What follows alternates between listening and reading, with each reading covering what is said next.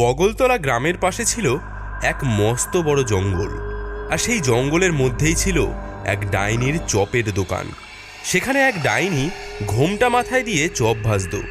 গ্রামের প্রায় সকলেই এই ডাইনির চপের দোকানের কথা জানত, আর যারা জানত না তারা যদি কখনো ভুল করেও এই ডাইনির দোকানের চপ খেত তাহলে হাতা নাড়ি খুন্তি নাড়ি চপ বানাই তাড়াতাড়ি, আলুর চপ ডিমের চপ আছে বেগুনি, কি খাবি বল তোরা বানিয়ে দেবো এখুনি। উফ, আজ বাড়ি ফিরতে এত দেরি হয়ে গেল। এদিকে খিদেও লেগেছে খুব। পথে যদি কোনো খাবারের দোকান পেতাম তাহলে ভালো হতো, কিন্তু এই জঙ্গলে কে খাবারের দোকান দেবে? আরে ওই দূরে একটা আলো দেখতে পাচ্ছি। আরে বাহ, এটা তো একটা চপের দোকান বলে মনে হচ্ছে। দোকানে কেউ আছেন? এটা কি চপের দোকান? আরে হ্যাঁ, আপনি ঠিক জায়গায় এসেছেন। কি খাবেন বলুন, ভেজ না নন ভেজ? আমার বেশি কিছু লাগবে না, আমাকে দুটো আলুর চপ দিলেই হবে। ঠিক আছে, এক্ষুনি দিচ্ছি। রতন, বাবুকে দুটো আলুর চপ দে তো। রতন নামের একটা লোক একটা প্লেটে দুটো আলুর চপ নিয়ে আসলো। এই লোকটাকে দেখে জগার বড় অদ্ভুত লাগলো। লোকটার চোখ দুটো পুরো স্থির, শরীরের অঙ্গি ভঙ্গিও ঠিক যেন কোনো যন্ত্রের মতো। সে জিজ্ঞাসা করলো, আচ্ছা এই রতনের কি কোনো রোগ আছে নাকি? ওর চোখ দুটো পুরো সাদা, হাঁটা চলাও কেমন জানি অদ্ভুত। ও কিছু না, ওসব জেনে আর কি করবেন, একটু পরে আপনিও তো ওর মতোই হয়ে যাবেন। মানে? না না, কিছু না, আপনার চপ ঠান্ডা হয়ে যাচ্ছে, খেয়ে নিন।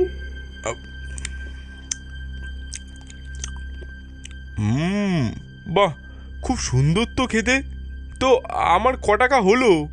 টাকা দিয়ে কি আর আমার চপের দাম মেটাতে পারবেন? মানে?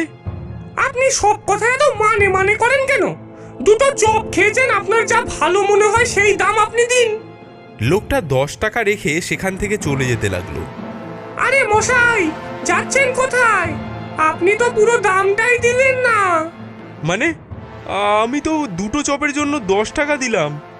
আহা, আমি তো আগেই বললাম, আপনি কি আর টাকা দিয়ে আমার চপের দাম মেটাতে পারবেন? এসবের মানে কি? এ তো খুব সোজা। টাকা দিয়ে আমার চপের দাম শোধ করা যায় না। আমার চপের দাম আপনাকে আপনার জীবন দিয়ে শোধ করতে হবে। আমার দোকানে যে চপ খায় সে সারা জীবনের জন্য আমার গোলাম হয়ে যায়।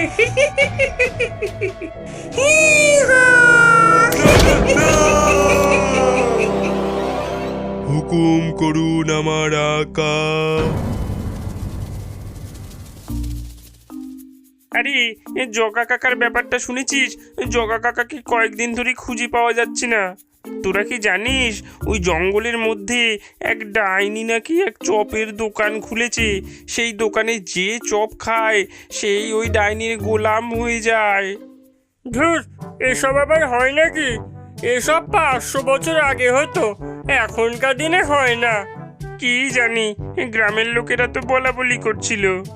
ঠিক আছে, ওই জঙ্গলের মধ্যে যদি ডাইনির চপের দোকান থেকেও থাকে তাহলে তো ভালোই হলো, ওই ডাইনির থেকে ভালোই চপ খাওয়া যাবে। আরে তুই কি পাগল হয়ে গেছিস নাকি?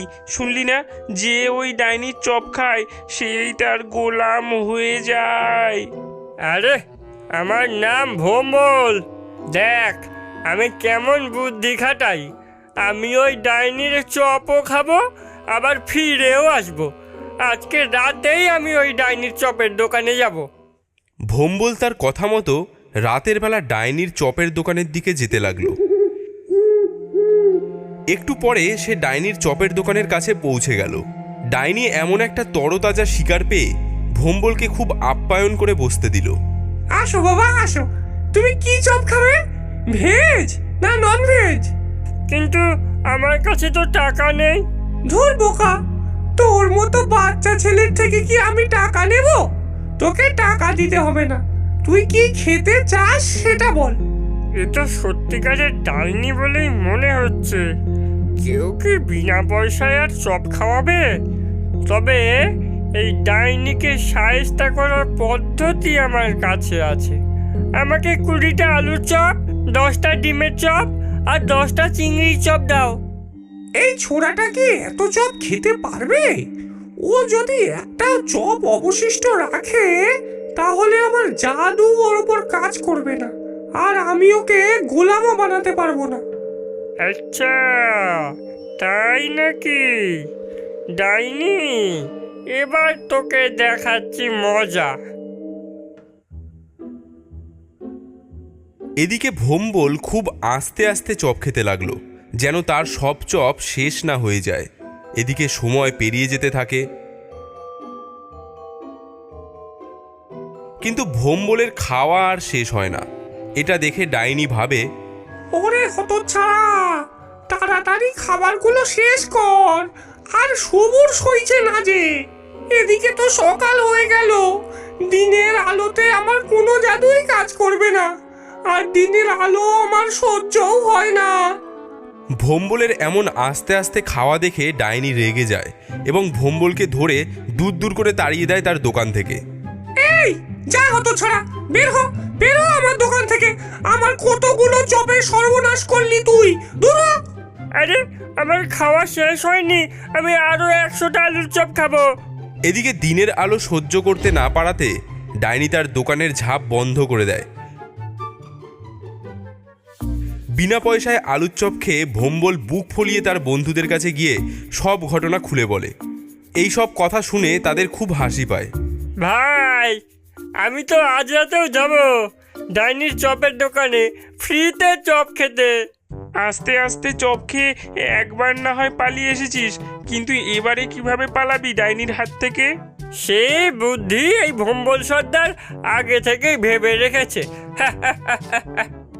সেদিন রাত হতেই ভোম্বল আবারও চপ খাওয়ার জন্য ডাইনির চপের দোকানে গিয়ে উপস্থিত হয়।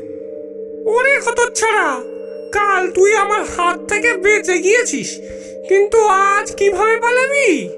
আজকে চপ খাইয়ে তোকে আমার গোলাম বানিয়ে নেব। বাবু, আজকে কিসের চপ খাবা? আজকে 20টা লোটে মাছের চপ, 20টা ডিমের চপ, 20টা মোচার চপ আর 20টা চিংড়ির চপ দিও।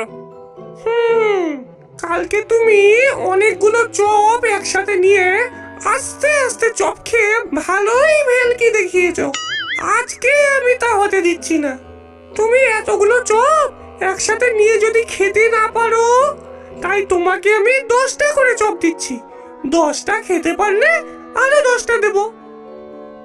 ডাইনি চালাকি করে 10টা করে চপ দিতে লাগলো, আর এদিকে ভোম্বলও তার প্লেট সাফ করতে লাগলো। যখন ভোম্বলের সব চপ খাওয়া শেষ হয়ে গেল, তখন ডাইনি হাসতে হাসতে ভোম্বলের কাছে এসে বলল, সব চপ শেষ হলো, প্লেট হলো ফাঁকা। আজ থেকে তুই আমার গোলাম হবি, আমি হব তোর আকা। হুকুম করুন আমার আকা। দুদিন আমার অনেক চপ গিলেছিস হতচ্ছাড়া, এবার এই সব প্লেট পরিষ্কার করবি, আর বাজার থেকে যত চপ বানানোর সামগ্রী আছে সব চুরি করে আনবি। যা হুকুম আমার আকা। এই বলে ডাইনি চপ ভাজার জন্য তার উনুনের দিকে এগিয়ে গেল। এই ফাঁকে ভোম্বল সাই করে দোকান থেকে বেরিয়ে গেল এবং তার পকেট থেকে কিছু একটা বার করে ডাইনিকে উদ্দেশ্য করে বলল, আমি তোর গোলাম হতে যাব কোন দুঃখে? এই দেখ, এখনো একটা চপ বাকি আছে। আমি তো গোলাম সাজার অ্যাক্টিং করছিলাম। বোকা ডাইনি কোথাকার। রতন, ধর ধর ওই বেটাকে, তোকে ছাড়বো না হতচ্ছাড়া। আমার চপ ফেরত দে, ফেরত দে আমার চপ।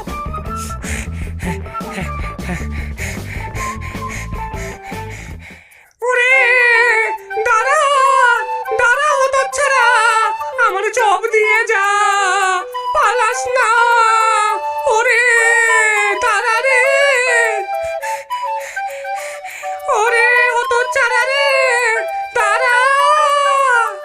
ভোম্বলের সাথে দৌড়ে কি আর ওই বুড়ি ডাইনি পারে? ভোম্বল এক ছুটে তার গ্রামের দিকে চলে আসে। এদিকে ভোরের আলো ফুটতে থাকে। ডাইনির শরীরে আলো পড়ায় ডাইনি জ্বালায় ছটফট করতে থাকে। ওরে গেলাম রে, জ্বলে গেল, উড়ে গেল, বাঁচা, ও বাবা গো,